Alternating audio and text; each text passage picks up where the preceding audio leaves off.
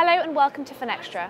I'm Josie Waite and I'm here at Sibos 2017 in Toronto, and I'm here with Stig Korsgaard from Nets, and we are talking about instant payments. Thank you for joining me, Stig. Thank you for having me. There is a lot of hype around the implementation of instant payments, especially in Europe. How far have instant payments got and what is the impact? It's a very interesting question, and the question we have had quite a lot recently, especially around the Nordics.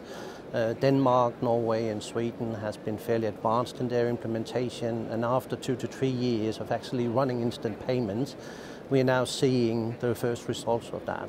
First of all, instant payments is nowadays in the Nordics not considered anything new. It's not the new normal, it's the normal actually. People are using it, especially in the P2P area, but also increasingly in the P2 merchant point of sale situation and even in the B2B situation.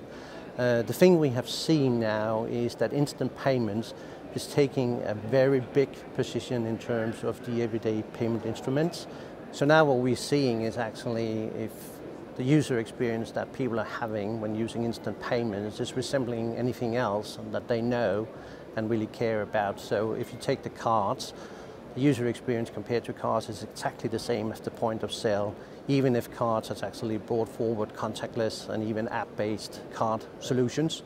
So what it means is instant payments has now come to a level where it's actually trying to disrupting some of the existing payment instruments, and that's an interesting situation going forward compared to some of the other things that we see in the countries where instant payments is still in the early days.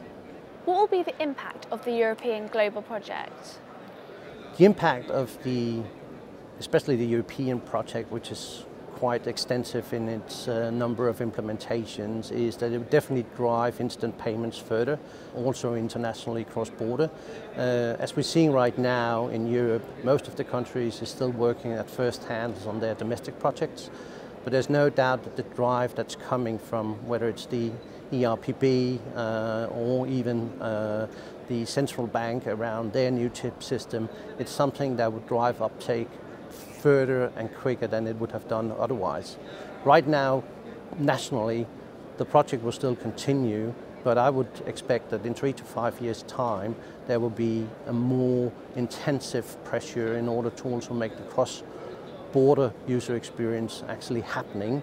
And gradually, if we see some of the other regions, the US, Asia, etc., even Australia, there's also a drive to start to connect those solutions.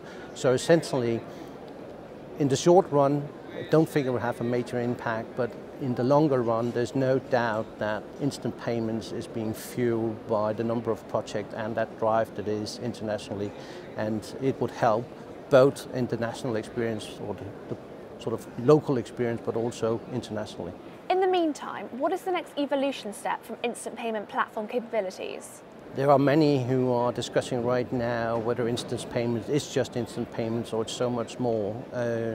Coming to the situation where we are now, where instant payments, also from a commercial perspective, is going towards something that is just something you have to offer to be relevant in the market. Banks, communities, etc., is working on finding new possibilities around instant payments. There's no doubt that in Europe, the project around PSD2 will be part that will be linked to instant payments, whether it's directly or indirectly, that depends. But some of the more interesting things we're seeing now is actually also that the instant payments platforms that are being deployed, and a good example is the recently announced project in Slovenia, is actually that instant payments is being put in as a future platform for all type of payments. So going back to the Slovenia case again, we're actually seeing that they are deploying an instant payments platform where they put the non-urgent traditional batch payments also. So those who are the furthest ahead in their thinking about the future use of instant payments and instant payments platform is actually also now recognizing that that is the future platform they would be using for everything, and not only the sort of single instant payments that most are talking about right now. That's great. Thank you very much, Stig. Thank you. And thank you for watching.